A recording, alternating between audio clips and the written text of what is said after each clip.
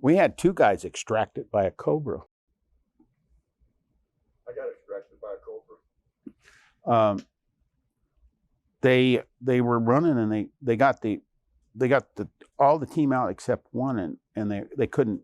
There was no more room, so these 2 stayed on the ground. So one of the Cobra pilots decided we're going to pick those guys up.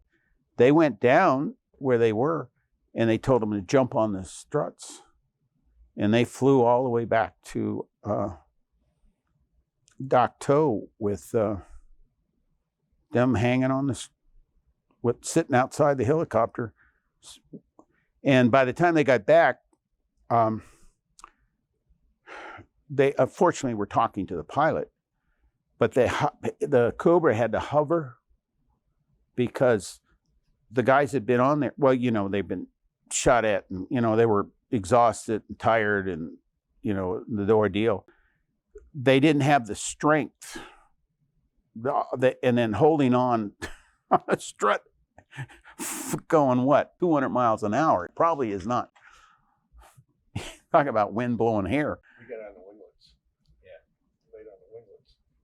And so they what they did was the guys came up and grabbed him. And I know Spurgeon, I think, was one of them. I think Spurgeon or Thomas. He said, I couldn't get off. If it hadn't been for those guys pulling me off,